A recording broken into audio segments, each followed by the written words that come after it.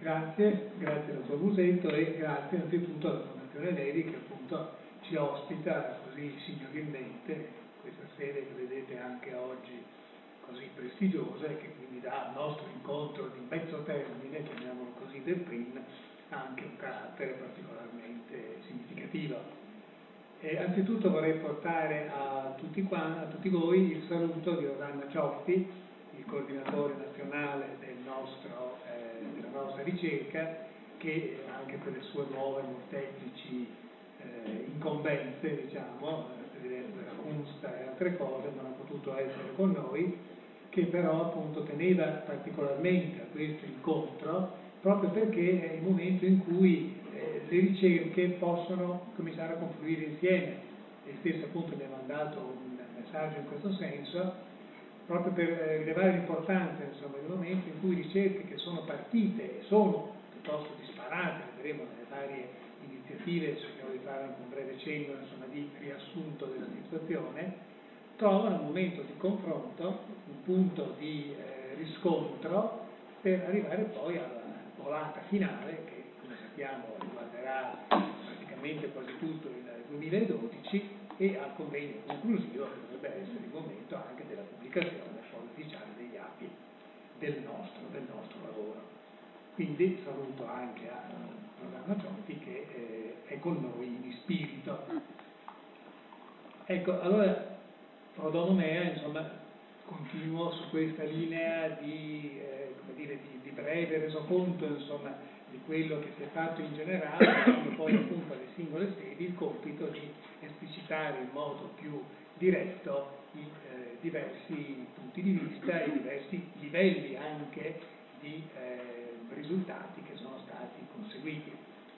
Vorrei per concludere rivolgere un saluto un pochino così, un'indicazione al collega professor Lovato che si è nascosto nelle ultime file, ma che è in realtà il nuovo coordinatore del gruppo di Venezia, quindi quello con cui le altre sedi avranno direttamente a che fare dopo la mia messa in mora, diciamo così, dopo la mia uscita di scena, almeno sul piano delle responsabilità accademiche, e che è stato un po' il tramite anche di questo incontro nella lunga collaborazione appunto che ci unisce. Allora, come già abbiamo capito, noi siamo adesso in un'impresa che ha intanto una storia alle spalle. Avevamo un vecchio progetto, il vecchio progetto ha avuto il suo esito in due convegni, uno in partenza e uno in conclusione, a Torino prima e a Milano poi, e quindi alcuni di noi hanno una storia di ricerca già sviluppata, altri invece sono nuovi arrivati e quindi hanno portato un contributo che è significativo e che ha allargato il nostro piano di ricerca, perché la situazione è questa: noi abbiamo un ambito di materiale di lavoro molto vario, molto differenziato, cioè le singole sedi evidentemente hanno fatto delle scelte che sono frastagliate, ci sono situazioni, casi, riviste molto diverse che vengono attivate, ma anche ci sono interrogazioni alle riviste modulate diversamente, perché ci sono appunto alcune analisi, totalitarie l'intera rivista, altre invece parziali, limitate alla storia dell'arte, per dire, altre ancora che scelgono tematicamente alcuni aspetti per sondarne la presenza appunto in queste varie forme di periodici. Quindi è una notevole varietà che può costituire anche un problema di omogeneità per l'intero gruppo, che non deve preoccuparci più che tanto, naturalmente, ma del quale dobbiamo in qualche modo tenere conto. È chiaro che il primo elemento di unità, per così dire, dato dalle cose stesse, è la banca dati. La banca dati, per sua struttura, è questa specie di tritasassi, no? Questa specie di macchina di frantumazione analitica di tutti i vari problemi, secondo questa struttura di immissione dei dati, così che può essere un po' inquietante. Quelli di voi che avranno cominciato il lavoro, soprattutto i nuovi, avranno trovato inizialmente qualche difficoltà, ma poi spero che si sia sciolta, che però in questa frantumazione analitica permette poi, dei modi di aggrapparsi al materiale, di usarlo, di interrogarlo, che cominciano a diventare unitari. perché alla fine insomma si vengono a chiedere cose sia pur mirate ma che uniscono insieme questi aspetti. Oltre a questo, cioè a questa capacità schematica di organizzare e di interrogare il materiale, poi Martanezzo dirà qualcosa alla fine su ipotesi delle maschere di ricerca che possono rendere più funzionale, insomma più utile anche il nostro sistema, e evidentemente il problema che ci si porrà sarà quello poi di chiudere delle sintesi. Quindi ogni unità farà la sintesi che è opportuna e che è conseguente alla sua analisi, quindi organizzerà il materiale secondo i criteri che dipendono dall'ambito della ricerca. Quindi allora, se vogliamo un attimo riassumere le tipologie, così posso farlo io soltanto perché forse sono più vecchio insomma, da questo punto di vista, quindi l'esperienza degli altri anni mi può aiutare, noi ci troviamo di fronte a riviste anzitutto specializzate. Il caso potremmo dire più semplice, cioè le grandi riviste d'arte, soprattutto novecentesche. Quindi qui sono girate direttamente o indirettamente nella nostra analisi l'arte, che è in fase di elaborazione, ma se le arte, con la nuova di cui parleremo, Arte Veneta nel nostro caso, Rassegna d'arte, quindi alcune delle grandi riviste specializzate che sono state, come dire, il terreno, insomma, creativo della storia dell'arte in senso moderno, insomma novecentesca, nella quale sono formate le grandi correnti, si sono individuate le grandi personalità artistiche, le scuole regionali, sono stabiliti i nessi storiografici su base stilistica, insomma, della ricerca, e quindi è chiaro che qui l'analisi porterà a questi risultati, a queste acquisizioni, alla scoperta, insomma, di queste presenze, di queste assenze, naturalmente permettendo poi degli utili schemi comparativi, per vedere come certi temi, certi argomenti sono trattati nelle riviste di Longhi rispetto alle riviste di Raghianti, evidentemente porta poi alla possibilità di analisi particolarmente ricche e particolarmente fruttuose. La presenza di certi temi in alcune riviste, problemi di restauro, problemi della grafica, come sono trattati nelle varie riviste, possono essere anche queste un punto di sondaggio interessante. L'iconologia, per esempio. Come è trattata l'iconologia nelle riviste formalistiche italiane, maluccio nel complesso, ma anche questo è interessante evidentemente, quindi queste sono le possibili, come dire, linee che questo tipo di approccio può portare.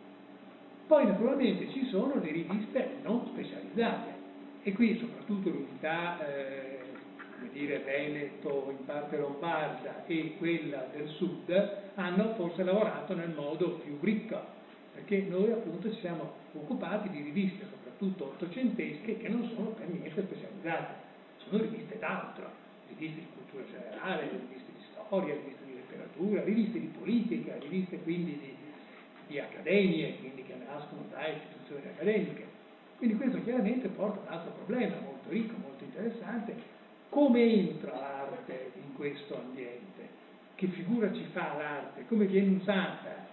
E dico usata perché viene usata, viene anche strumentalizzata da un certo punto di vista, cioè diventa un elemento di discussione e di dibattito che segue via via i vari momenti anche storici che si presentano. Giusto per fare una campionatura semplicissima, prendo 3 riviste delle quali non credo che si parlerà oggi, quindi mi tengo al di fuori dei discorsi altrui. La rivista europea Crepuscolo, nuova antologia. Beh, queste 2 riviste vuol dire metà storia d'Italia, perché la rivista europea è il momento degli anni 30-40, delle prime voci liberali, dei primi impulsi, del bisogno di aggiornamento europeo, no? Che è molto forte in una buona parte degli intellettuali di questo momento. E sappiamo oggi l'aggiornamento europeo cosa significa e quali ritardi comporta anche nel caso nostro. Quindi in questo momento, come dire, di crescita, di sviluppo liberale, in cui naturalmente l'arte c'è, e c'è come un messaggio e come un'indicazione molto precise, come bisogno, come capacità di risposta a problemi molto precisi. Il Crepuscolo è la rivista milanese del decennio della preparazione, buio per certi versi, gli anni 50, no? Tra la sconfitta del 48 e la seconda guerra d'indipendenza, nella quale però vengono rielaborati in un modo più aspro, forse intorno alla grande figura di Carlo Tenca, questi problemi di identità della cultura nazionale. La Nuova Antologia, come sapete, è la grande rivista della borghesia liberale post-unitaria, nella quale confluiscono praticamente tutti i big della cultura italiana. Metà dei grandi ministri, insomma, che noi troviamo nella destra e nella sinistra, soprattutto nella destra storica, scrivono in Nuova Antologia. Quindi diventa la grande rivista del tentativo di riconoscimento identitario di una Italia che si pensa in questa situazione, in questa visione un po' conservatrice, naturalmente, un po' aristocratica, come dire, la crema intellettuale e culturale che porterà l'Italia in Europa, tanto per cambiare, per vedere la difficoltà di questo problema. Quindi appunto ci rendiamo conto come con queste tre riviste, insomma, la situazione culturale e storica del nostro paese viene esemplificata, e tante altre che a questo si possono aggiungere e di cui poi parleranno le singole unità che di volta in volta se ne sono occupate. Ma poi ci sono anche le riviste delle istituzioni, quindi già le vecchie accademie, anche quelle piuttosto ristrette, aristocratiche, che discendono dai vari incogniti, pervertiti, strampalati, no? Le vecchie accademie 5-600esche, per diventare cose un pochino più serie nell'Ottocento, ma per arrivare poi alle istituzioni post-unitarie, le deputazioni di storia patria, gli atenei, gli istituti e i circoli filologici, insomma, e i musei. Quindi la produzione di riviste di queste entità contribuisce, ma qui in maniera ancora più esplicita, a questioni di identità nazionale e culturale che costituiscono evidentemente un problema di altissimo interesse. Ma sentiremo, per esempio, dalle ricerche di musica, come anche iniziative diverse o fonti diverse, tipo i bollettini parrocchiali, per esempio, che sono stati studiati dalla parte musicali, comportano un interesse alla musica di straordinario interesse, di straordinario rilievo. Sempre in quest'ottica, per esempio, noi toccheremo anche alcune riviste come Arte Cristiana, Arte Sacra o Civiltà Cattolica, che sappiamo quale importanza abbiano rivestito come la visione, diciamo, anche di reazione cattolica piuttosto forte allo Stato liberale, che era, almeno in quegli anni, piuttosto vivacemente anticlericale, insomma. Quindi Civiltà Cattolica, che è intervenuta subito con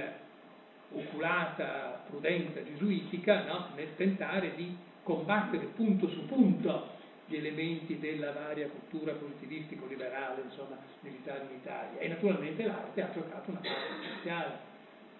L'arte cristiana nasce esplicitamente con questo compito, con questa funzione, insomma, di illustrare, illuminare, insomma, la nuova produzione artistica del mondo cristiano, nel momento in cui ci si rende conto, nel mondo cattolico, si rende conto, insomma, della fine di schemi visivi e di immagini artistiche della tradizione, si sente bisogno di qualcosa di più popolare. Popolare cosa vuol dire? Vuol dire poi l'altro problema, cioè le riviste significano diffusione, periodicità e diffusione. Quindi è chiaro che si tratta dell'acquisizione di un nuovo pubblico, del modo di intervenire per via dell'arte, come di tante altre cose, su un pubblico nuovo che si vuole in qualche maniera conquistare, sedurre, affascinare, educare, secondo questo impulso didattico che è fortissimo in questa cultura. E quindi è un altro elemento di estrema importanza, perché questo ci porta a toccare questioni proprio di linguaggio. Cioè, che linguaggio adoperano le riviste per comunicare l'arte a questo pubblico nuovo, che non è quello di una volta, non è quello già costituito a livelli culturali piuttosto elevati. Quindi che compito si pongono da questo punto di vista le varie riviste? Io credo che sia qualcosa a cui tutti noi abbiamo risposto nelle varie sedi, chi più chi meno, insomma, perché costituisce appunto un elemento di fondamentale interesse, anche perché poi potremmo scoprire, questa fa parte anche della ricerca, che molti di questi espedienti linguistici divulgativi, diciamo così per virgolette, ma in un modo sempre molto attento, potrebbero diventare in realtà il linguaggio della critica dell'arte d'avanguardia, o quantomeno potrebbero suggerire elementi, spunti e stimoli nei confronti proprio del linguaggio dell'avanguardia. Ovviamente le interferenze di cui parlava anche il dottor Busetto. È chiaro che molto spesso è proprio il gioco tra le varie arti che permette di giostrarsi linguisticamente nella definizione di emozioni, di sentimenti, di impulsi, di così anche spunti o stimoli che permettono di parlare di pittura, ma con suggestioni di tipo musicale che la rendono più accessibile e familiare, perché magari da un certo punto di vista la musica ha acquisito una capacità di diffusione maggiore o viceversa. Quindi questo è un altro punto, insomma, su cui magari tornerò un momento anche più avanti. Per finire, un'altra funzione del nostro lavoro, diciamo, di ripresa sintetica della frammentazione può essere la ricostruzione anche di alcune personalità. Cioè personalità di critici, di importanti critici, possono attraverso l'analisi su rivista assumere anche un aspetto nuovo. Per dire, Matanezzo ha ricostruito Oietti soltanto sui suoi scritti, diciamo, giornalistici. E naturalmente questo è stato ben importante per capire chi era Oietti, indipendentemente magari da quello che poteva essere percepito da chi ne leggesse le opere nelle antologie pubblicate in cui vari articoli erano raccolti in volume. Ma per dire cose anche più recenti, Giuliano Tomasella ha appena sfornato e dimostrerà un bellissimo libro su Pallucchini e il Pallucchini contemporaneista che esiste solo su rivista, di cui tutti sapevano qualcosa, ma quando lo si vede, no? Nelle sue 450 pagine, credo, no? Si comincia a capire che spessore ha avuto questa funzione e questo aspetto in uno storico dell'arte di solito diversamente orientato. Ma per dire,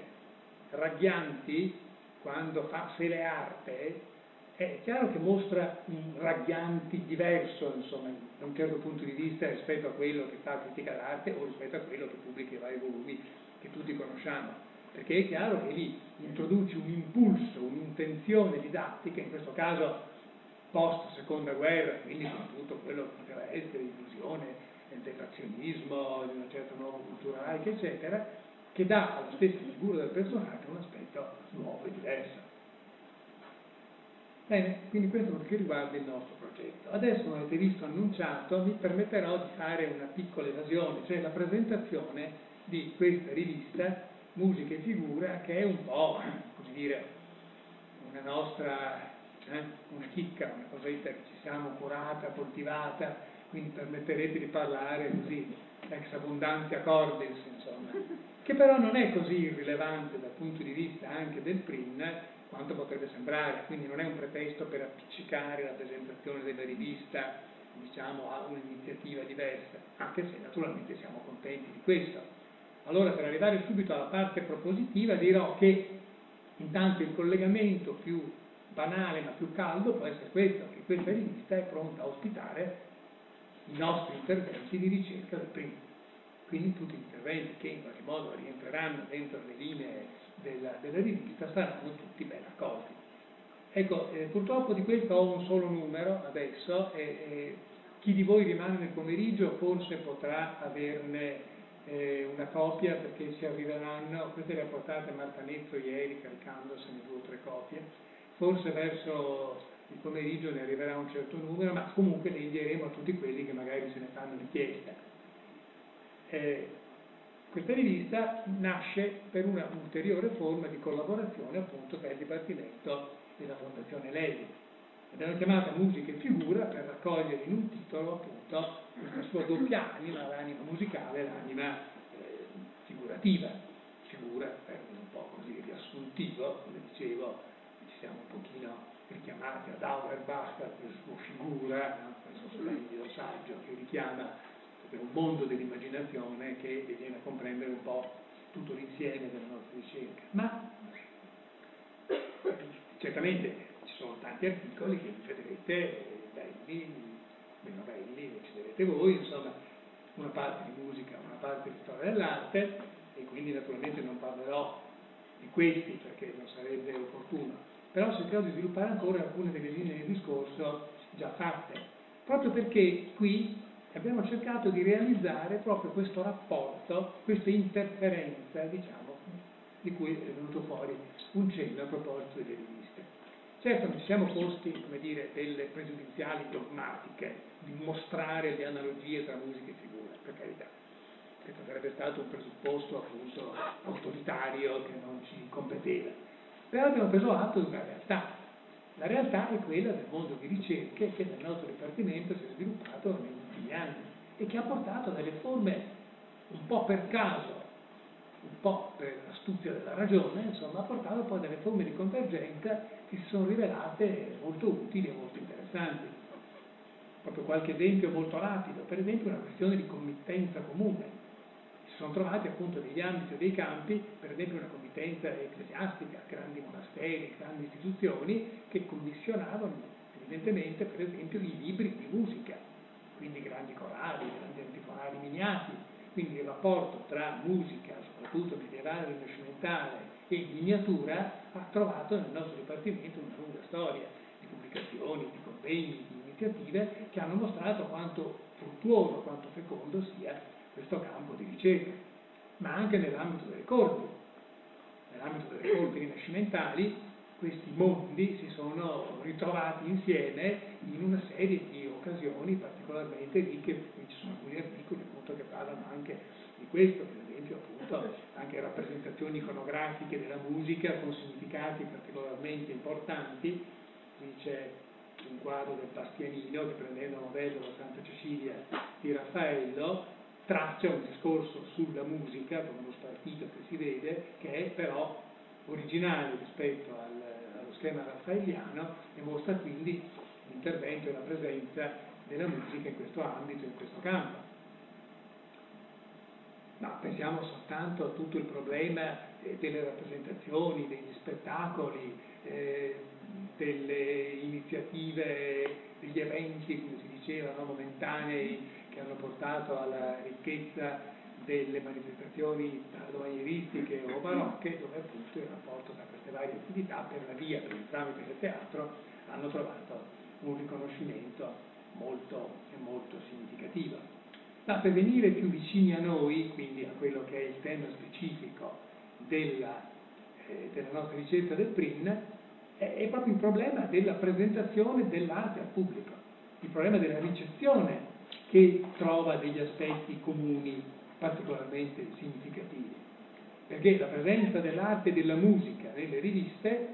ha come elemento abbastanza fondamentale, insomma, di linea di sviluppo proprio il fatto di occuparsi degli eventi, come si dice adesso, questo termine che è diventato poi orribile, perché insomma adesso gli eventi sono... Ma per capire, diciamo, è l'aspetto momentaneo, insomma, dell'esperienza, quindi le mostre,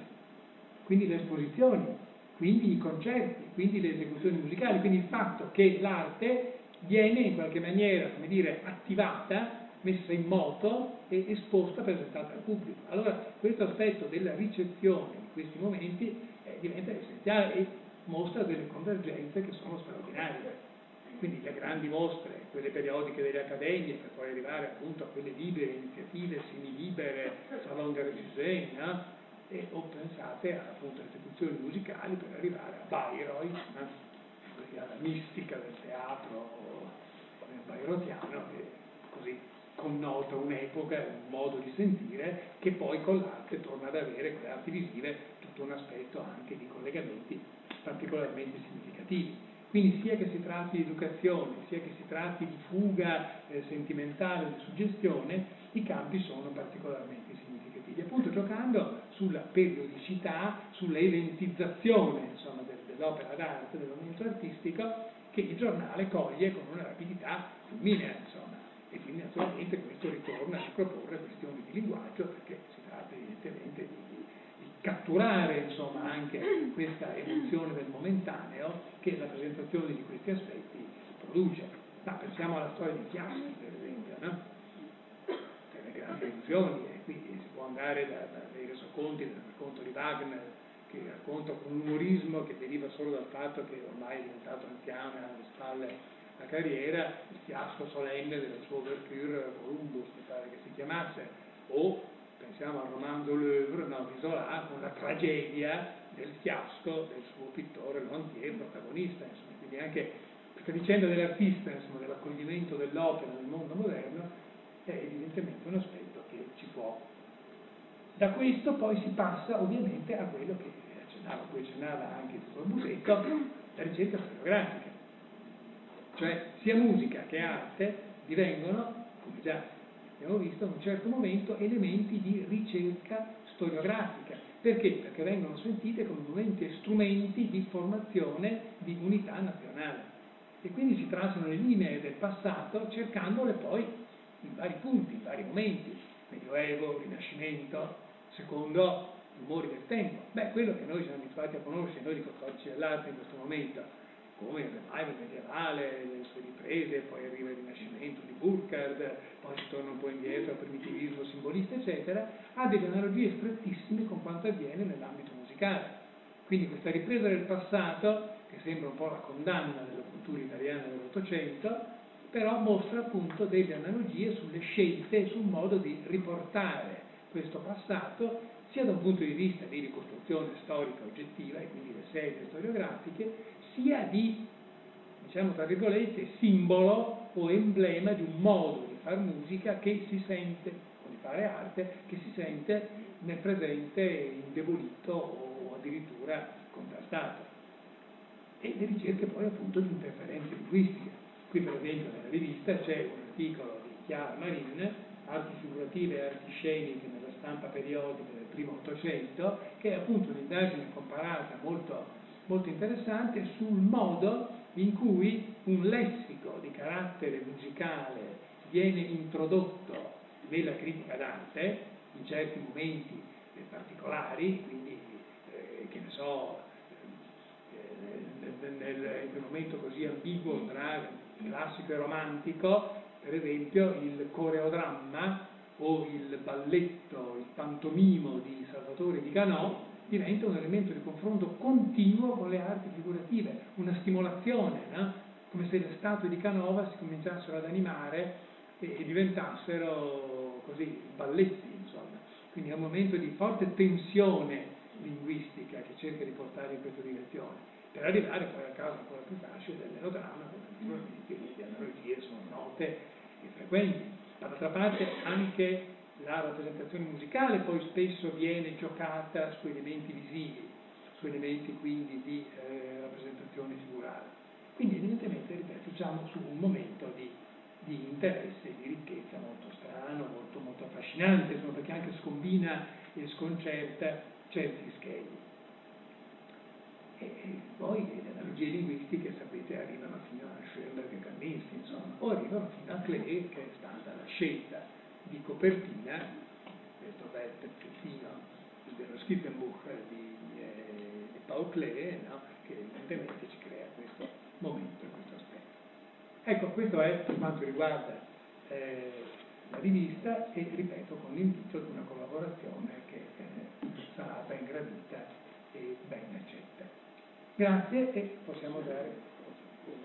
mi pare che gli ospiti insomma tutti. No, era solo per le suggestioni che mi venivano dal discorso di Franco Bernabei. Volevo dare, se possibile, un'indicazione, visto che ci sono tutti questi storici dell'arte qui, a proposito del pubblico delle riviste. Cioè una direzione di ricerca che si potrebbe intraprendere potrebbe essere quella degli abbonamenti delle biblioteche alle riviste e, dove possibile, della identificazione del pubblico. Io penso per esempio all'apertura dell'ASAC nel 28 con le riviste e i cataloghi, e alle testimonianze di Vedova e Pizzinato sull'uso che facevano di questo. Penso a una vicenda purtroppo non facilmente documentabile per via del furto di tanti disegni di Carlo Scarpa, il pavimento dell'ingresso della Querini Stampalia, che nasce nella prima idea di Carlo Scarpa come riproduzione puntuale di un vetro di Albers, che poi lui progressivamente elabora e modifica come si vede in tanti disegni che sono invece rimasti. Quel vetro lui l'ha visto, secondo me, in una rivista, e lo ha visto perché lui lavorava col vetro da Benini, e quindi probabilmente anche da Benini c'erano tutte queste riviste che avevano un certo tipo di utilizzazione. Ecco, posso dire, una testimonianza sull'uso delle riviste che io ho utilizzato per dimostrare come Segalizzi aveva riorganizzato nel 1906 la Querini Stampavia, viene da Musatti, dal padre della psicanalisi italiana, che dice: nel 13 io uscivo da scuola al liceo Foscarini qui e andavo in Querini, leggevo un certo tipo di libri e un certo tipo di riviste, e dice, ne menziona un paio. Ecco, lì siamo in un ambito diverso rispetto a quello delle arti, però queste testimonianze si potrebbero pian piano raccogliere e indagare. L'esistenza di un database dovrebbe poter servire anche a fermare frammenti di ricerca che possano essere poi ricomposti in un quadro unitario.